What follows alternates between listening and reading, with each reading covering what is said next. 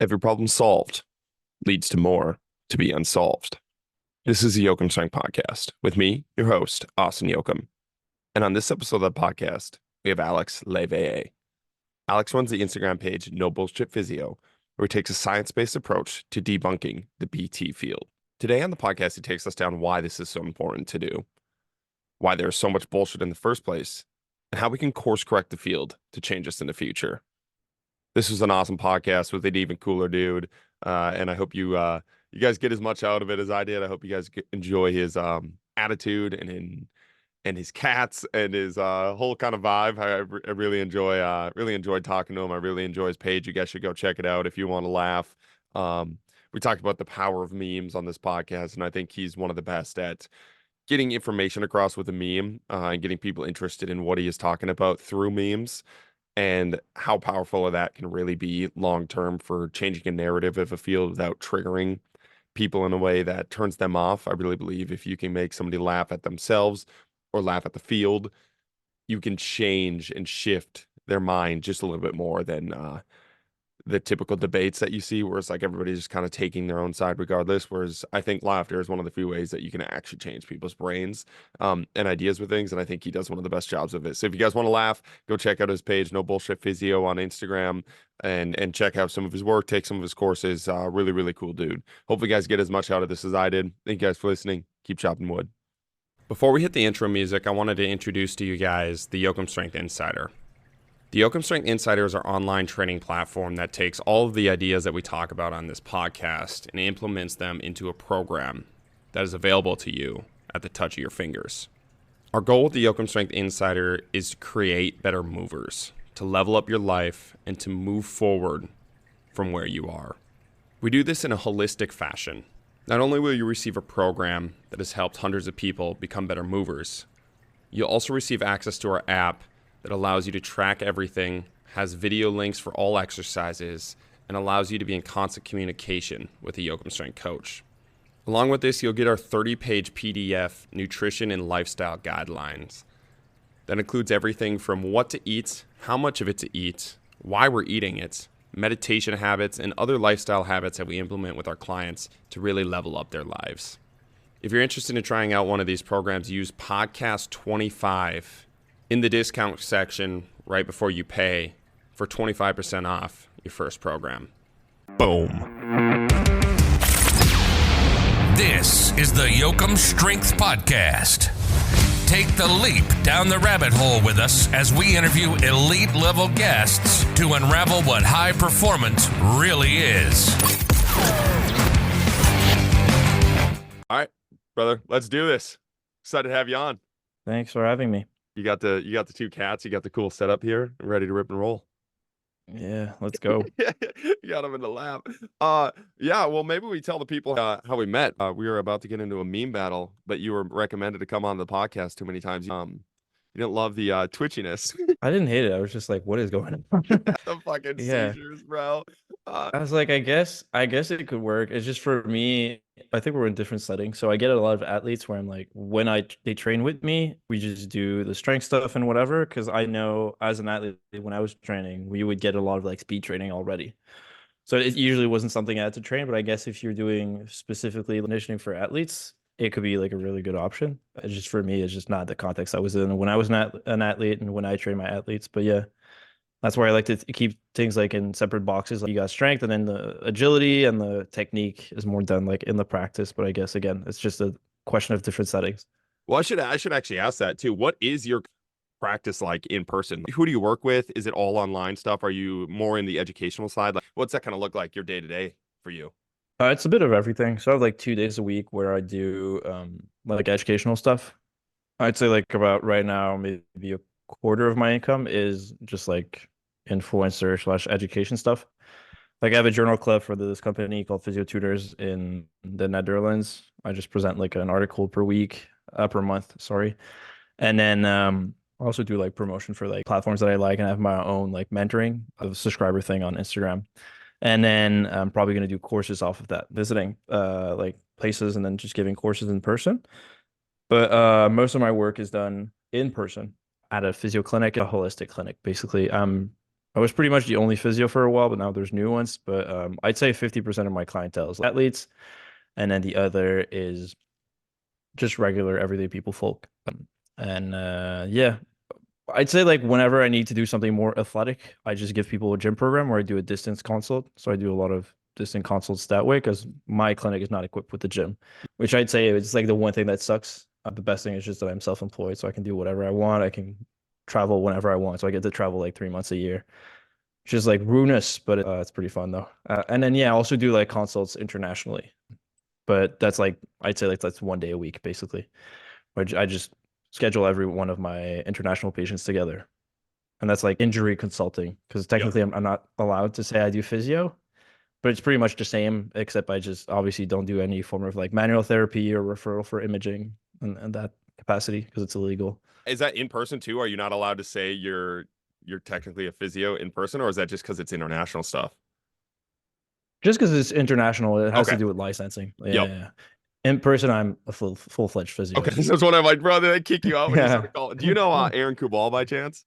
Yeah, yeah, the Cairo is a cool. Yeah, yeah. So he's a Minnesota guy, but the amount of times they've threatened to take away his license because of the just calling out bullshit is actually insane. Like it's like he's just speaking up on the bullshit that we're doing, and you got pissed about it, and you're gonna take Yeah. away his license. It's nuts.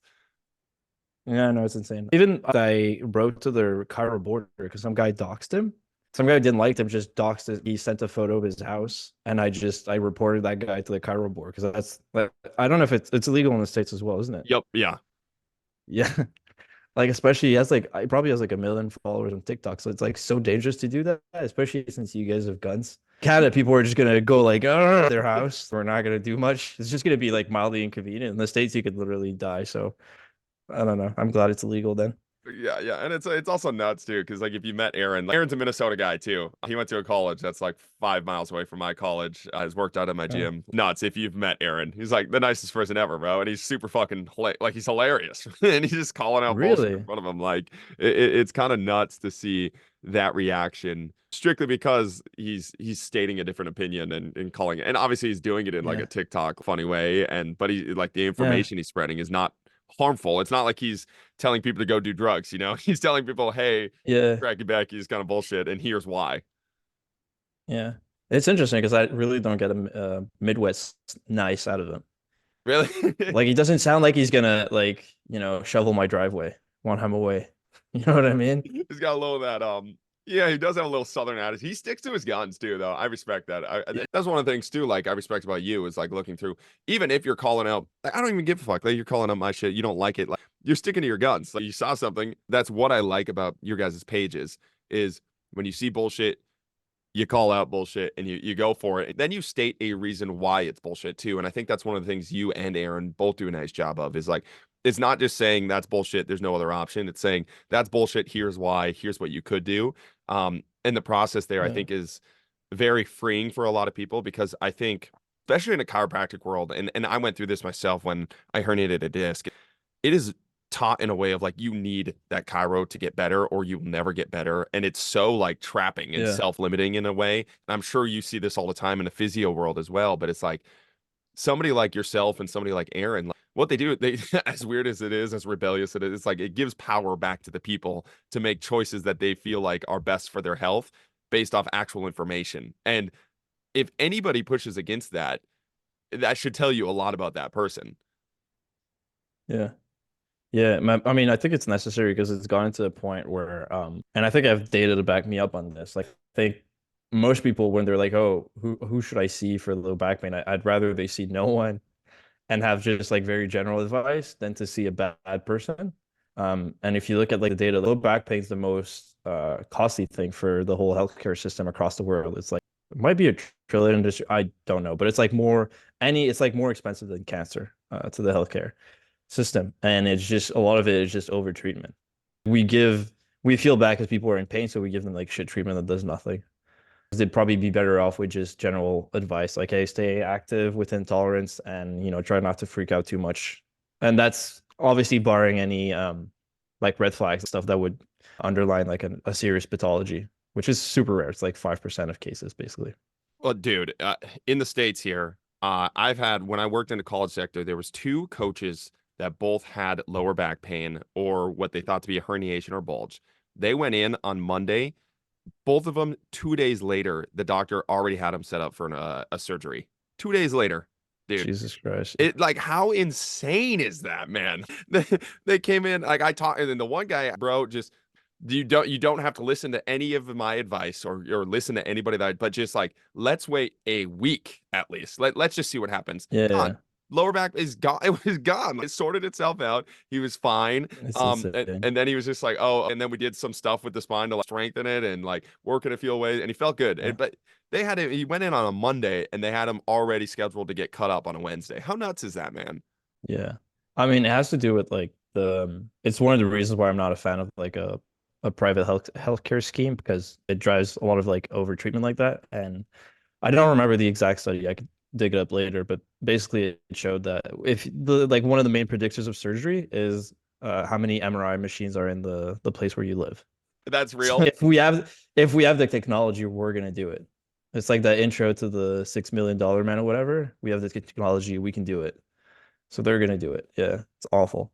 That's insane. That is absolutely insane. Yeah. Okay, I'll keep ranting on this with you if we keep going here, but I really want to know how did you get to the point of this thinking, like this way of thinking? Because it took myself a long time of seeing bullshit and smelling bullshit and actually living through bullshit. Like, living through the herniated disc myself and that process was probably one of the best things ever long term for me because I realized everything I was being told was kind of bullshit, and I had that red pill eye opening moment. Like, what was that like for you when you're going through all this schooling and you're being told all these things, probably by people you respect, at least in some point? That's why you wanted to become a physio and look at these things. When did you realize like what you're being told is bullshit or what's being pushed is bullshit? And what made you want to call that stuff out? Um, I guess like when I was on my first, was it my first or second clinical rotation? We get like four in Canada. So like when you're doing your master's is when it all clicked. But I've always had like a difficult relationship with physio school. Like, I thought a lot of it was stupid and boring. And I didn't know if I wanted to stick around, but then it became interesting when like this mentor, this guy was named like David Stranger, kind of took me under his wing and showed me like people like Adam Meekins that were like calling out some of the nonsense and like, oh, it probably doesn't work like this. And it resonated a lot with what I've encountered in school where, we had manual therapy classes and they were like, hey, do you feel the sacrum kind of rotating there and going in the wrong place? And I was like, no, I don't feel anything. And everyone was like, yeah, I can feel it. Oh, wow. And like, everyone was like going along with it. And it makes sense. There's this paper, I don't remember, I can find it later, but there's a paper showing that like if you put white noise, you play it, and what they did, they told people, these students, hey, there's actually White Christmas by Bing Crosby being played. When you hear the melody come in, just press the button. 20% of people press the button, even though it was just white noise. So it's like a lot of people will, if they want to believe, they'll find it. So I guess I've never been one of these people, and I don't want to act like I'm like the super woke, super I'm just very skeptical by nature. Obviously, there's probably some very stupid things I believe in, but I just my rationale whenever someone tells me something is, yeah, that's probably bullshit for everything, which is honestly kind of awful of a way to live, but it's pretty good if you want to be scientifically minded. So yeah, when the guy told me, David Stranger told me, oh, all these contradicted ideas that maybe resonate with what you've believed before on your own, it just kind of clicked and it became interesting because it really made like physio to this like detective role and like scientifically minded. So it was like all these science classes I was just kind of powering through became relevant to me. And I guess that's when I kind of fell in love with the science. And when it became my income, I guess it resonated even more because it was like there was just this very frustrating part where you were kind of, I realized really quickly, you're rewarded for doing your job worse, right? If you don't follow the science, you're going to be like, yeah, I need to see my patients 3 times a week for 4 weeks, and then they're never going to get better otherwise. But then there's so many papers showing otherwise. Like there's this paper by Marc-Olivier Dubé from last year or this year. It was like a review. They looked at all the studies that compare one treatment to like just many treatments, and it showed basically there was no real meaningful difference for physio. So like obviously it was a low quality study because of the good studies didn't send their data for some reason. It happens sometimes when you do a meta-analysis, you need to contact the people who did the study, the original studies that you're collecting for their original data. And some of the best studies that do mirror the findings in that study just didn't send their data in. Yeah, low quality study, but it kind of resonates with what I've seen, where most of the bulk of what we do for most cases, and there's really big exceptions, like ACLs, for instance, where you need to see your patients a few times for them to get better, or stuff like with muscle injury, or if people need to get back to a very high level, you need them to be prepped. But in which just like general pain that comes about mysteriously, a lot of it, if you basically remove the things that would keep them being in pain, like basically reaggravate, making it worse every time, or completely avoiding exercise, and you keep them in like that mid-level level of activity, they tend to do really well with minimal education. So yeah, basically, whatever. It's just like long way to say. It was just really frustrating because I that's kind of the way I treat, where I see my patients very. I see them maybe. Usually, it's like every after 2 weeks I see them, and it's going to be like a monthly follow up if they have something more chronic. And my goal, I see myself more as a guide than like a healer, which if you've been to physio school, it's more like, oh yeah, we fix people. We're the shit. We're so amazing. And it just never clicked with what I see. Maybe I'm just like pessimistic. But again, I've just developed this training style where more and more I see my patients very infrequently. And it's been very frustrating because I think I follow the evidence probably more than most physios. I don't think I'm the best physio. I don't think I get the best results ever. I just think I'm maybe more honest with myself and with my patients than most physios because I don't mind having a very depressing outlook, maybe. Um, so I don't even remember the question. The point is, it's like, yeah, I've developed this style where it was really frustrating to see other physios getting rewarded for doing bullshit and treating patient over and over, using all these modalities like ultrasound and like electrotherapy, which to me were just tricks to keep the patient in the clinic and just basically reward the clinic. Um, so I guess it's been easier that way, and it kind of drove me further and further into that pigeonhole where I'm at now, where I really enjoy criticizing the nonsense that to me is a detriment to the patient.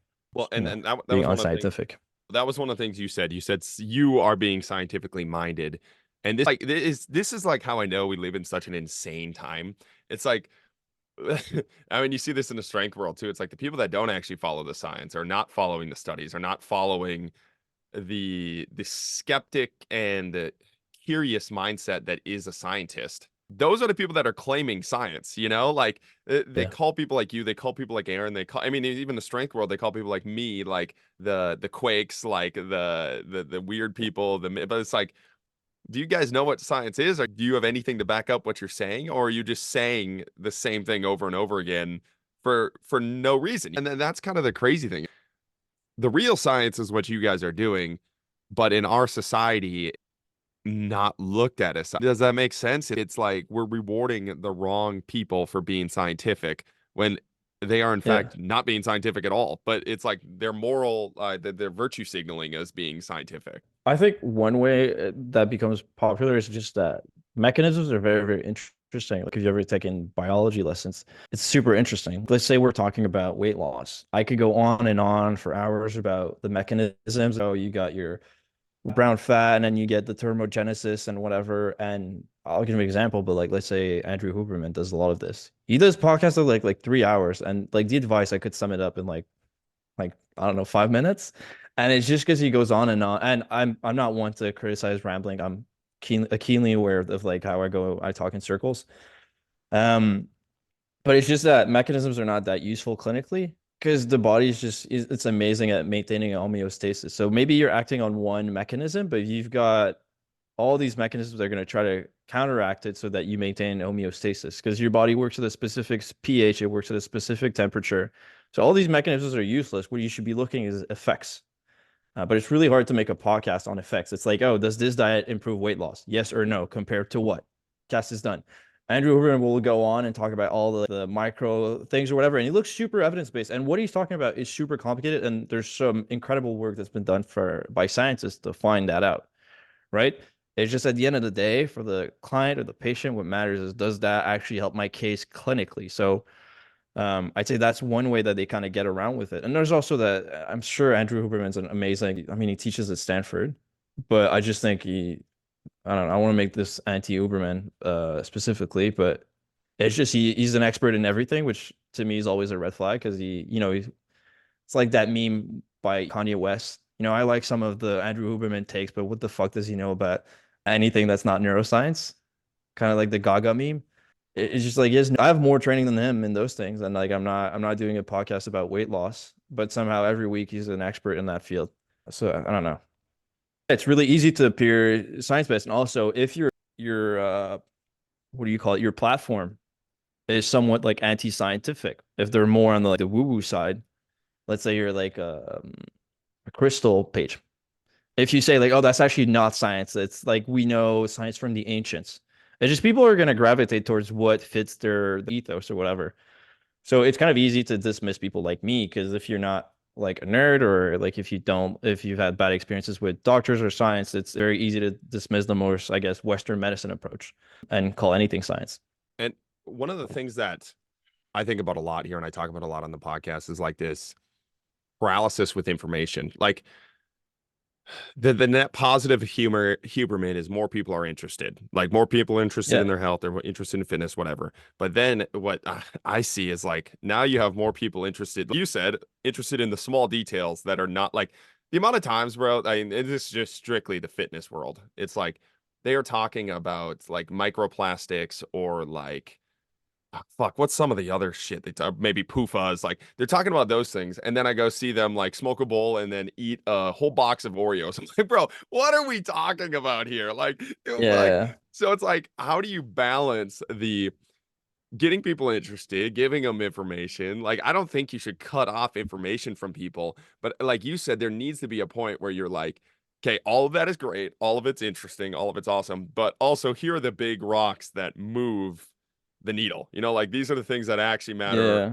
as we know now, rather than getting lost in. And a part of it too, it's like all these conversations are happening in a sauna where the sauna bro just wants to regurgitate this information to like feel like they know something. It's like that's not real knowledge, bro. You just heard that on a podcast an hour ago. You're just half-ass reciting Yeah. what you know. Like, man, it gives me Yeah. the ick. I do not like that side of the biohacking world. But then you see people that are actually, again, people that are actually curious, actually like real biohackers in that world, like where they're actually getting after it, they're Yeah. actually implementing these things and they're fucking jacked or like happy or peaceful or whatever, like whatever pursuit they're Yeah. pursuing, they're actually doing it rather than just regurgitating information. Yeah, absolutely. I'm a big advocate for like just one class. You know, we have like OMEC classes and they keep I don't know about you guys, but they keep changing it. I mean, it used to be like woodworking for boys and cooking for girls, and then they changed it to like how to do your taxes, which was I think no, it wasn't even doing your taxes. It's like the law of like supply and demands and stuff like that. I don't know what was your like home ec class, for instance? I mean, I was from You a really did you have small one? town. Yeah, but it was like a shop class. They were like teaching us how to weld and shit Yeah. like that.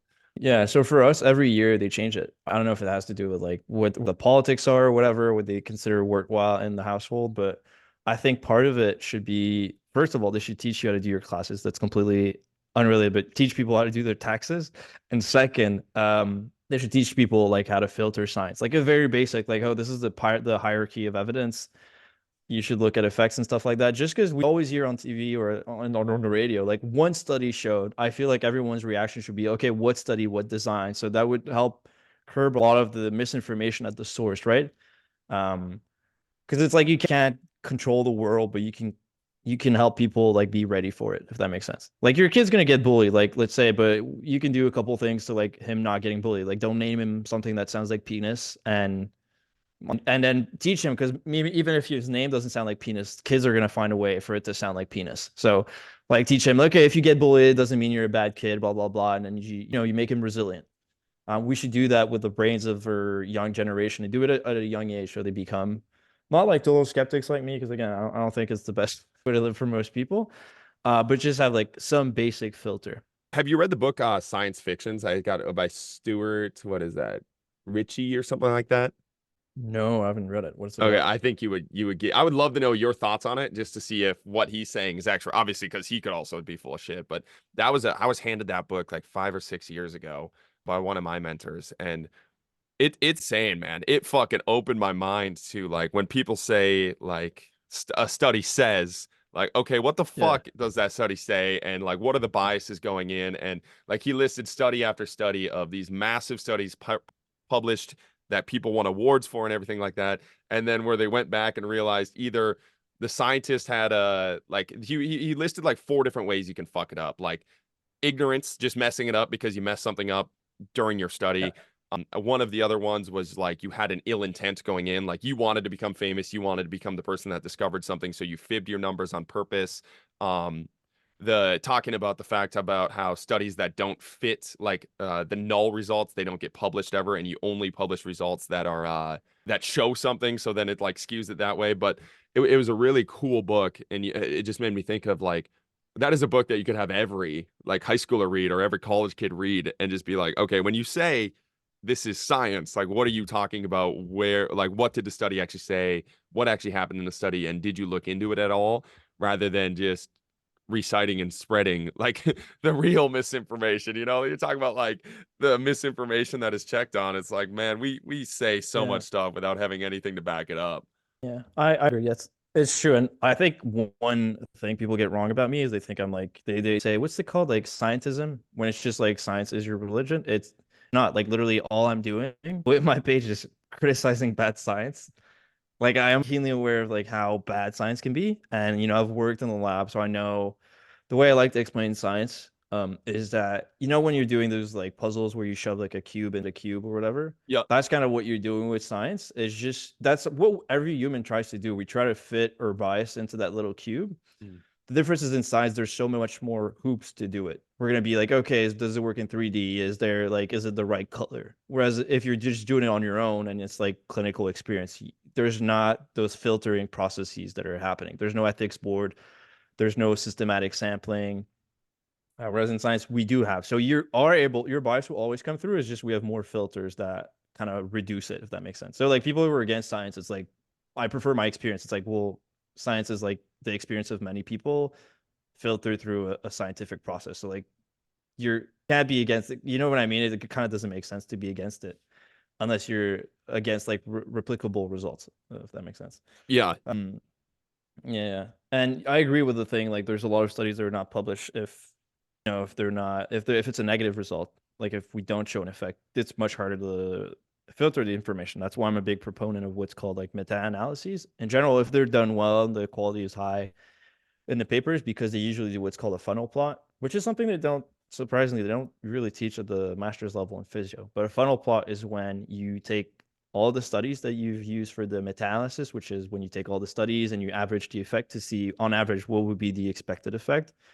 And usually what they do is they take the study with the largest sample size, so the one that should be the most reliable, and they use that as the middle effect. So like what should be the average effect.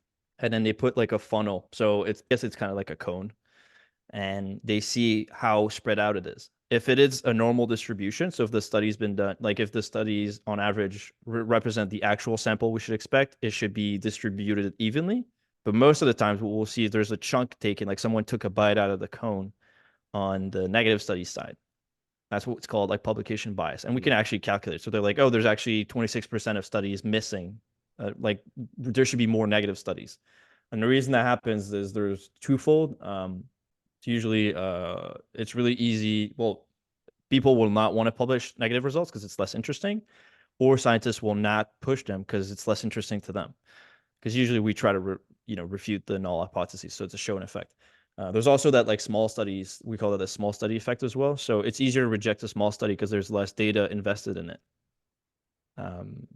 Whereas if you do a study with like 1,000 people, you've been doing that for a few years, you're just not going to go back and be like, yeah, we're just going to scrap that study. It's also easier to publish large studies, and large studies are usually more reliable and more reflective of the actual population you're studying.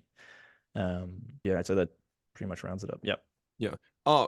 With this, like all the science talk, how do you deal with the outliers? How do you how do you personally think about this and deal with this when, let's say, there is a method that is scientifically shown to not have like the greatest effect, but somebody does, like there's an outlier that does have a good effect with that, or even if it is like chiropractic where somebody had a great result with somebody that was doing cracky backy with them, like what's your thought process and approach to the outliers when you're working on a one-to-one scale with the person in front of you that they did end up, or they have this anecdotal result of like, I did get better because of that. Like, how are you working with that? How are you dealing with people? I'm sure you had people come into you even too, be like, well, I've done this before and that worked really well. And you like, well, that was probably not actually what happened. Like, what your thought process with the Yeah, well, that's a really good question. That's one I deal with a lot, and I want to preface it by saying a lot of people will say I am a scientist. It's just I use, remember the pillars of evidence are threefold. It's like evidence, experience, and the patients.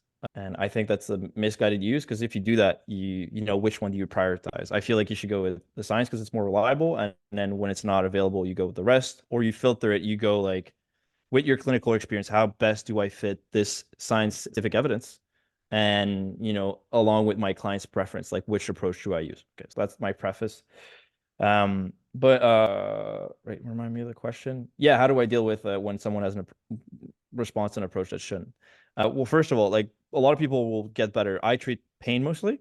So if I'm looking at pain specifically, it's something very fickle and subjective. So it's not like hypertrophy where you can like visually see it or like weight gain, which like the placebo effect is not going to be huge on that, right? But for pain, it can be huge because it's very, I don't want to say pain in the brain because that's not entirely accurate. But yeah, it's just again, the perception of patients is very important in their beliefs. So there's a trial of acupuncture. It's called it's by I had to look it up because it's a Hawaiian name. So it's Kalau Kalani from 2001, and basically they show that the biggest predictor of a response to acupuncture is whether people believe in it or not. And we consistently see that in the research. If people believe physio is going to work, it's likely to work. See that with like spinal manips as well, like what you would call chiropractics. So it's just like I'm not gonna say like PT is better or whatever. It's just again, if people believe in it, it's likely to work. So that's a big confounder. So yeah, maybe it's their prior belief, and also a lot of people will get better on their own. So we have this trial from Hancock. It's the largest study they've done on that. They compare spinal manipulation, so chiropractics, to placebo manipulation, where they just basically they put the patient in the same position. There's like a cracking sound, so it feels like you're getting manipulated, but nothing's actually happening. They're just touching you. And then they compare that as well to I think it was diclofenac. Like basically it was like Voltaren if you've ever used it. The cream that burns a little bit. And they showed that in three groups, all groups got much better, but there was if you followed the lines, there was literally no difference. That was for acute low back pain. So people were like, "Yeah, I got better." It's like, "Yeah, well, you got better in the exactly as much better in the placebo group." Not saying that those can't help. They can have a place for like reduced pain in the short term. And I do use manual therapy sometimes. It's just I'm not super invested in it because it's okay, this might take the edge off, but honestly, for the price, you're probably better off taking a Tylenol, for back pain at least. Because it's like, yeah, sure, maybe with your or hands works slightly better for you, but the price is like 8 times more, like literally. I don't know.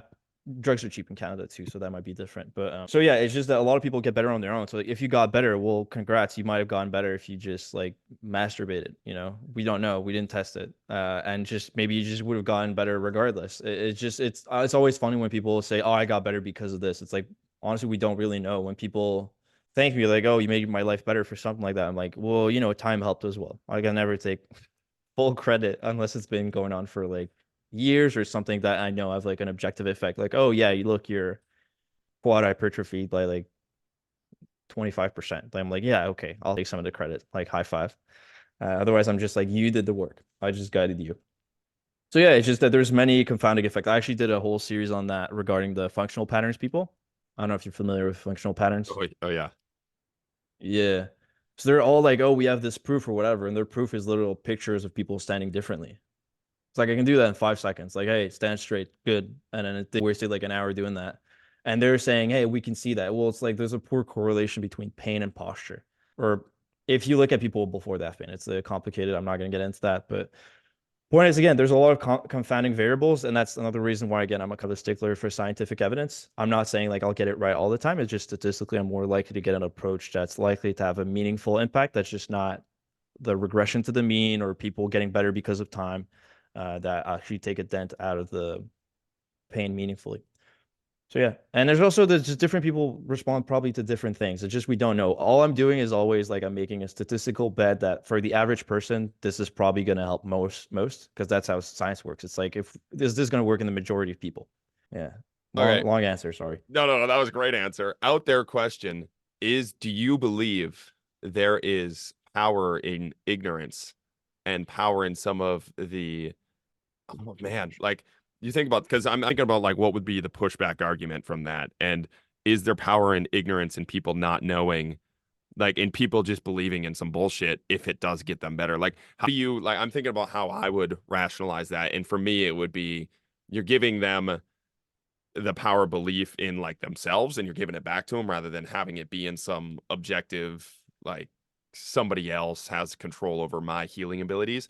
But like what's your thought process there when like again, yeah, do you think there is power in power in ignorance for people to get some of those results or some of those beliefs, or do you think it's more important for them to have the information and then work through it from there for the long-term growth?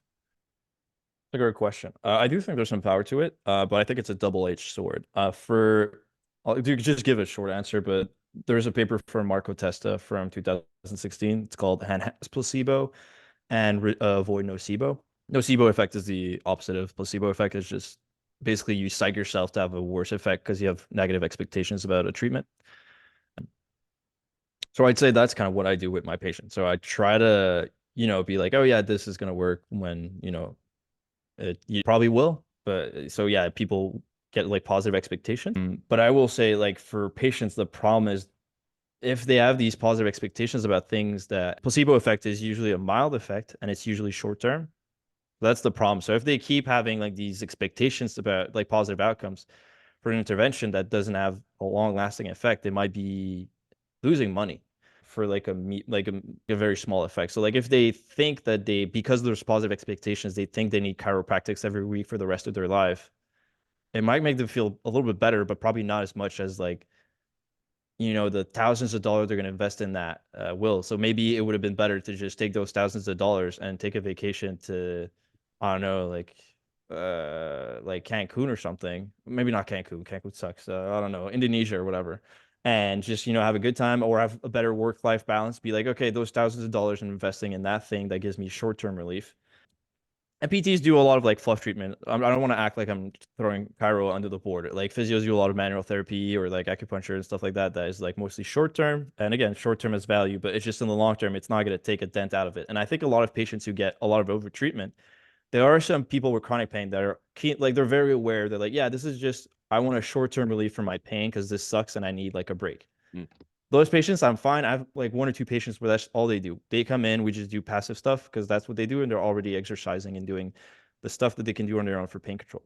But there's a lot of people, I possibly like a majority of patients that have persistent pain that keep getting a lot and a lot and a lot of treatment because they think it's going to accelerate the recovery, which I don't think is true. People, I would say it's a negative. But in the short term, yes, absolutely. I think belief in it is positive, and I'd even go further. I think if the therapist believes in it, it's going to be more convincing to the patient and it's more likely to work. Very, all these like master clinicians that you see people get like repeat long lists. I think one way they do that is there's just, again, they're always over treating. They get repeat clients because they act like their hands are magic. But there's also the way that they're probably very convincing. So they boost that placebo effect. And they're like, yeah, no side effects. This is the perfect treatment. It's, it cures cancer or whatever. And it's very convincing. That's where there's entire cults built around like nonsense. It's just these people are very convincing and they do, especially for these people that have like very non-specific symptoms. When doctors told me I was like crazy or whatever, that's probably not what doctors said, although some doctors will, some doctors are awful. Usually what they'll say is like, well, this doesn't fit in a clinical box. Your symptoms like don't really make sense. And it could be like a functional disease or something that, it's probably a lot of it has to do with like the patient being overly stressed or whatever. So they get all these like weird, like tingling symptoms or stuff that doesn't fit in a clinical box. If that makes sense. You get an MRI, everything's fine. You every test under the sun, everything's fine. And then they'll see like a cult worker who's going to be like, I know the cure. Those doctors are stupid. And they'll just like rub their butt or whatever and put like talcum cream. And wow, I'm cured after all these years. Again, it's a double-edged sword because one, you can fall for charlatans. Two, you can waste a lot of money expecting long-term results. But in the short term, I will completely agree, and I feel like as a clinician, you should be confident in the interventions that you provide. To kind of boost the placebo effect, but there's ethics that come in at some point. Yeah, I was gonna say that almost turns into a fucking self-fulfilling prophecy of placebo. It's where like Yeah. you placebo a client, and then the client placebos you by telling you they feel better, and then you start to like reaffirm your belief in your initial bullshit. That was just placebo, and it kind of continues that cycle. That makes a lot. I don't know why that just clicked, but it's like I've always wondered like how are some of these chiros like fucking set in like their ways when there's so many people that are just like that's bullshit. Like, how are you still doing it that way? Like, why do you still believe in that? And so it's either they're psychopathic and don't care, which I don't think, obviously, like the number of psychopaths in the world is not very high, so it's probably not that. It could be, but Very probably small, not yeah. that. And it's probably much more likely that they're they got themselves stuck in their own placebo cycle, like they placebo a client Yeah. placebos them, and then you're stuck in this continual wave of that. Yeah, and also I could go into more of the psychology, but again, I people want to know more, I invite them to check my series on functional patterns. But there's one where it's just you get like the survivorship bias. Like the only ones that you see repeat visits from are the ones where it worked, or Mm, that believe in it. mm. It's like all the people that are like, oh, it didn't work, usually just don't come back. They just go see someone else, or they're just, oh, I'm better, I don't need that guy. So it's you're stuck in that, it's like these people in Hollywood that just they're surrounded by yes man, and no one tells them no, and then they turn into, I don't know, like Kanye or something. Kanye. Yeah, Yeah, that's a and they good have way to put it. these weird rants about slavery or whatever. Yeah, and again, just back on the placebo effect, one reason it's dangerous to get like go for something that's purely placebo, if it is, it's just that they did for low back pain again. There's a paper by what's his name? Hang on. Uh, Hans Peter Alexander did a paper on this. It was like a review. I think it was a meta-analysis from 2021. They looked at like the placebo effect, and again, they showed that it was short term and it was small. So the SMD was quite small. It was like 0.57. Standardized mean difference. But basically, one is considered big. Anything under that is like small. So it's not like life changing. I think most people, if they're aware of how big it is, probably would not pay for just something that's purely placebo. But then it's like chicken or the egg because it probably wouldn't work as placebo. Yeah, hard to say. Hmm. Okay, you keep pulling up studies, you keep drawing studies like from your head. You got the kitty there. What's your process of one learning all these studies and like going through reading new studies? Like what's kind of your own process like that? Have you always had just a crazy memory like that? What's your ability to like draw upon that stuff? It seems like you've coded 4 or 5 studies just out of the blue there. What's your Yeah. kind of process to learn like that? I mean, I've always had like a good memory, but I will say that I'm able to quote them from memory like that. It's just that I do it like really regularly. I read a lot of like papers, and the way it's sustainable for me is that I use it for content. So like I see like a crazy claim, and my approach is never like, oh, this is like very stupid. It's like okay, let's try to prove them right, and then I look for studies that for them, unless it's something I've seen like being proven wrong again and again. Um, and then if I can't find something that proves them right, I look for studies that look at the opposite. Yeah, it's just I do it regularly, and I save them in my reading list on my phone, and then I just come back to them again and again. After that, you cited the study a few times, you kind of remember it off the top of your head. And also, like with the journal club, there's a few studies where I have to like read the whole thing like completely and analyze it and break it down. So those are really easy to remember because it's I've had to work on it for a few hours. So I think it's just practice, and if a clinician wants to become more acquainted for the research, I'd say that's how I used to do it before I had my page. It's like whenever I was like, oh, I'm sure of this, I would try to prove myself wrong and look at studies. So that reduces the confirmation bias and it makes you good at studying. Because worst case scenario, you were wrong and then you just learned something, and then you can remember those studies. You can learn why you were wrong. And if you're right, well, now you know the studies that underpin. If a client's like, oh, how do you know this? Well, you tell them and you save them in a file. Okay, so you can use Google Docs, or again, you can use those reading lists. I'd say Google Docs is better because it's easier to look up. Reading lists, if you've missed one word, it's not going to remember which study you're talking about. So yeah, just practice, I guess, is my keyword, and having a reason to do it and for it to be sustainable. So big bouts of like working for 4 hours a week is probably not great. Something you can do regularly when you have, let's say, a patient cancellation, that's a good time to look up studies. That would be my recommendation. Hell yeah. Have you yourself ever been stuck in a bullshit method or mentality or philosophy that you got yourself out of by doing that? Like where you were really set like this was the answer, and then you had to red pill yourself and you're like, oh fuck, bro, what was I doing? 100%. So when I started out, I did this approach called McKenzie Mechanical Diagnosis and Therapy. I did all the classes in like I think it was in like under a year, basically, which is like really fast technically. And I was really convinced, like, oh, if you don't do this, you're stupid. And everything is coming from basically overall the approach is that like a lot of pain is referred from the spine, and when we do these repeated movements, we can kind of unlock something that kind of makes people feel better. And even like the people I work for, like physio tutors that I work for them part time, and I got into a YouTube argument with them at the start of my career because they were talking about how knee pain, like, oh, why do I have knee pain when I'm sitting? And they were like, oh, the contact forces are a bit higher there. There's more contacts that can be uncomfortable. I was like, no, you freaking idiot. It's just because they're sitting, so it's for pain from their spines, and like you should do like the McKenzie approach. And I was like convinced, and it's the last time I've been like super entrenched in my beliefs since then, because now I'm very skeptical because it was like a 180. So it's not that this approach doesn't work. It does work. It just doesn't work better than other approaches. And I just have questions about what's called like in that approach, there's something called a derangement. So it's like a specific direction that if we do repeated movements in that specific direction, we get a rapid reversal of pain. It's interesting because I believed it a lot as a new clinician. And when I did, I would see like a lot of my patients were, oh yeah, that's a derangement. That's a derangement. And these people do super well. And after a while, basically, I went through their whole citation list just out of curiosity to apply the method better, basically. But what I found was that a lot of it was shaky. So I tried to prove myself wrong. So I would do like, okay, well, what happens if I do like, okay, this person feels better because we're doing that direction. Let's just do the other direction again. And then you'd expect them to do worse, right? And that's what the approach says. It's like, oh, there's one direction that unlocks them and the other makes them worse because it relocks them, basically. And I would see that, like, in most cases, it did not fit that. It did not work that way at all. And after like a while of proving myself wrong now, it's just I'm really skeptical. I do think that derangements, so conditions with a rapid reversal, do exist. I just think it might not be, it might just be that like they'd be doing better for any direction, or that there's one specific direction that we need to avoid for, say, for low back pain or most pains in general. It's more about that. It's about avoiding the painful direction. It's not about this magic direction or whatever. And I think the number is much smaller because what they'll say is like, oh, about 60% of people with low back pain are a derangement, and the others are like approaches, like their cases they're going to take longer. If you look at the data on low back pain, about 50 to 60% of people will get better after 2 weeks, regardless of the approach.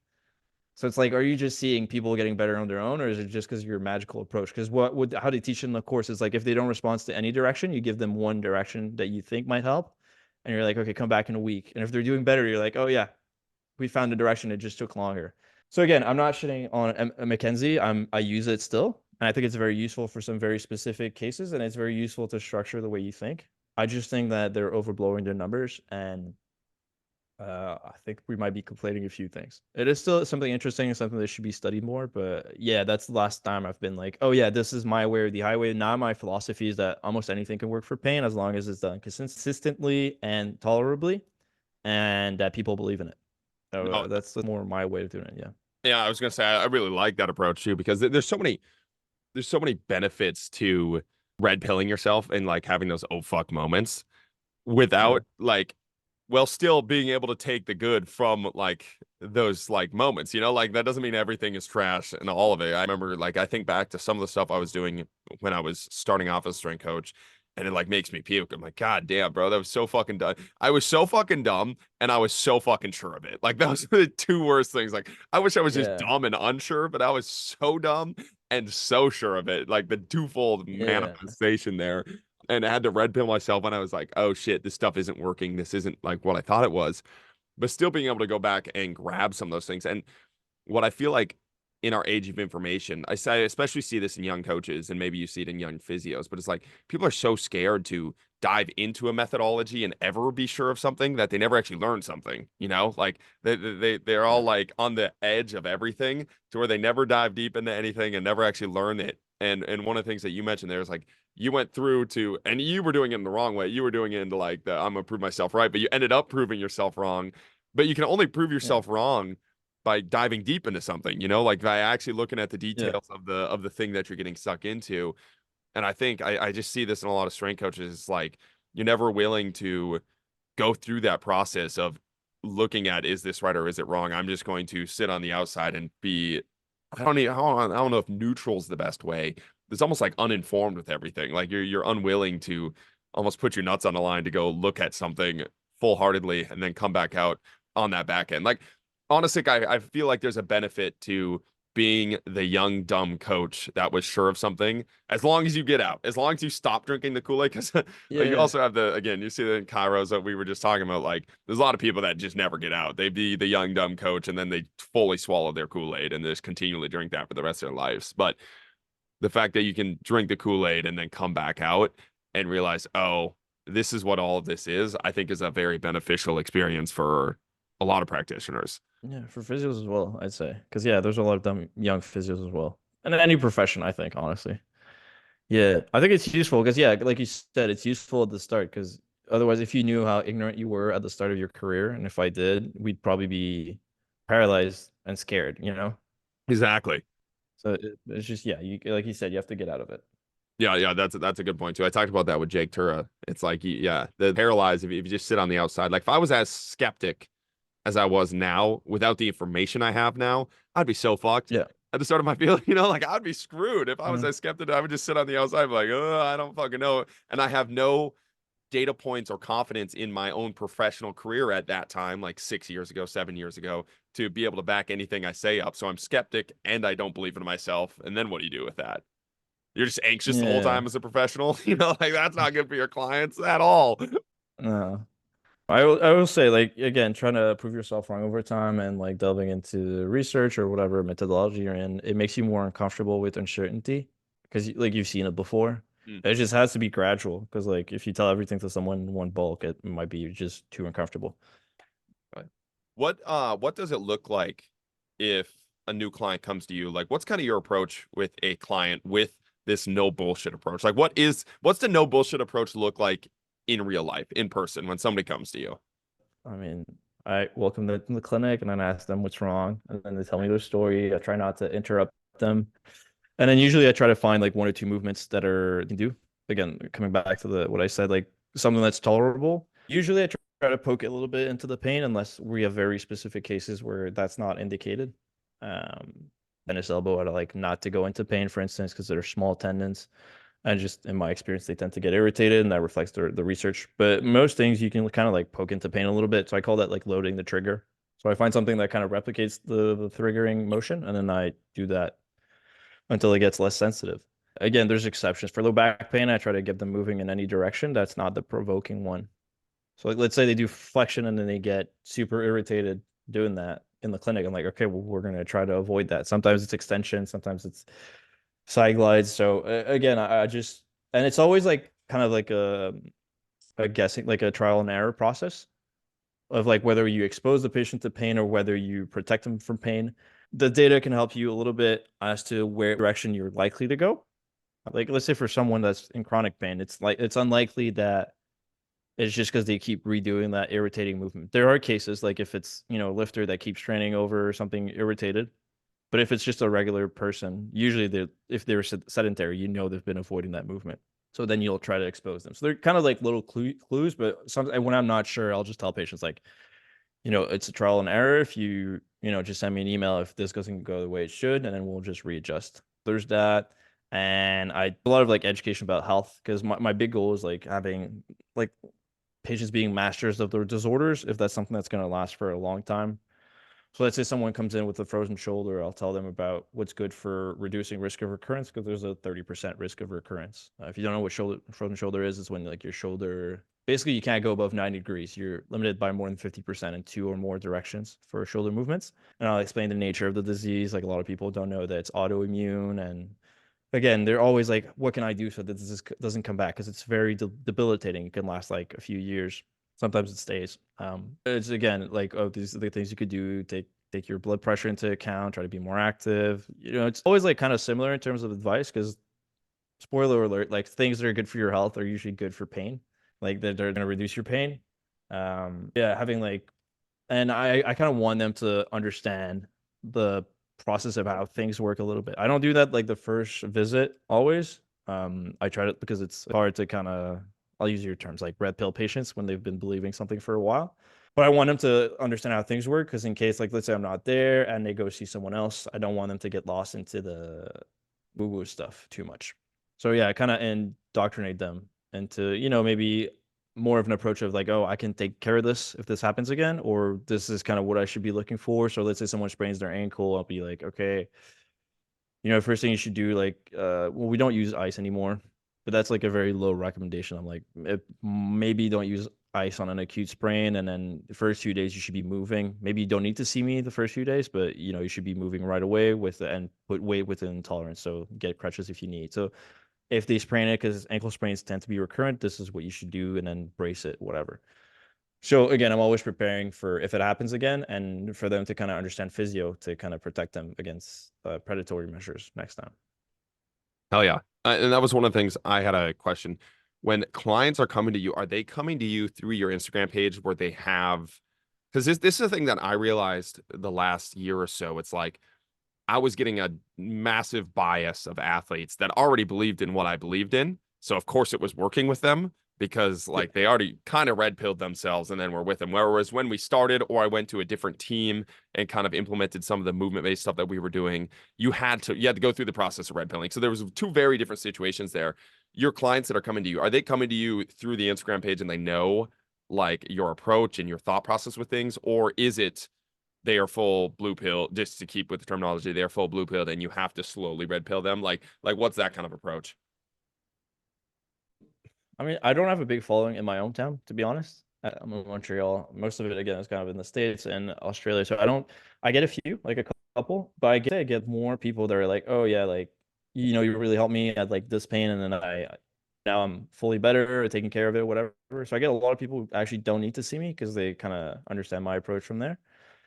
I get those through DM, but I do get like a couple patients. I'd say like I get a few a week that just can't come in specifically through my Instagram. Maybe more. It's just honestly I never ask. That's just because the nature of my page, there's a lot of memes on it, and it's like making memes about, like I have one coming up about like a squat plug, and it's like the big brain. I'll tell you, the big brain scheme. Yeah, yeah, Like the brain just keeps getting bigger. It's like yeah. the small brain. It's like squat plugs are not real. And then no, it's squat plugs are real. And then the second one is like, are squat plugs real? And the third one is squat plugs are a hoax. And then it's like the brain explosion one is like squat plugs are as real as my anus wants them to be. And it's like I post shit like this, which I think is really funny. And if you work out, I think it's kind of funny. But if you're a client, I can understand it's kind of weird. So I try not to talk about my page unless they bring it up. Then I'm like, oh yeah, fuck yeah, bro, high five. But it's hard to say. Yeah. And I want to discredit your memes either, because this is something that I talk about this a lot on the podcast. I need to come up with a different story so the listeners don't want to kill me. But when I was at this psychedelic conference, the whole point of the psychedelic conference was to legitimize psychedelics, and they had all these neuroscientists on and politicians or whatever. Like it was all official. And then in the Was it the middle one of with it, Aaron Rodgers? what? Was it the one with Aaron Aaron Rodgers? Rodgers was there actually. That was the weird. Oh yeah, okay, I've seen that one. That was an interesting him and fuck, who's the other guy? Marcus something. Aubrey. Oh my God, he was out there, bro. That was my first experience with him. I've Really? never known, apparently he's like a big famous podcaster, but I didn't know him very well, but oh my God, he was Really? out there. But they running these comedians like the Key and Peele guys and a couple other comedians, Yeah. and one of the things they said there was like you can never, basically the whole thing, like you can never fully red pill somebody, but what comedy does is you can slowly do it. Like somebody that thinks psychedelics is going to kill Yeah. somebody, like they're never going to like legalize it and be full on the hippie side right away, but you can make them laugh either at themselves or laugh at the psychedelic community and laugh at hippies, and then you can bring them into the middle ground, and then you can hit them with a study. And that's something that your page does a really nice job of. It's like you make it somebody laugh, you like you pull down their defenses just a little bit, and you don't just throw science at them or throw your thought processes at them. Make them laugh, make them Hmm. think it's funny, and then you hit them with the science. And I think it's actually, as goofy as memes can be, I think it's one of the best ways, especially in our current society, to get information across to where people actually start to. I feel like it's one of the only ways you can really change somebody's thought process nowadays, especially online.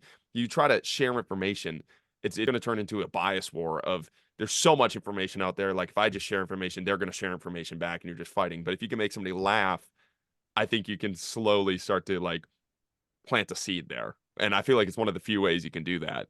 Yeah, it's useful, honestly. And probably like the only pages that kind of go against my political bias that I follow are just meme pages. Yeah. Because I'm like, oh, that's kind of stupid, but that's funny. I'm like, okay, that's clever. My And it's, reaction to their entire post. yeah. And they got Yeah. you. But yeah, fuck yeah, dude. This was awesome. This was a good talk. Yeah, thanks. It was great being here. yeah, thank you guys for being on. Thank you for listening. Keep chopping wood. Thank you for listening. Join us next week as we dive down another rabbit hole. If you enjoyed the show, don't forget to like, subscribe, and leave a 5-star rating. Follow us on Instagram at Austin Yoakum to stay updated on future podcast guests. Keep chopping wood.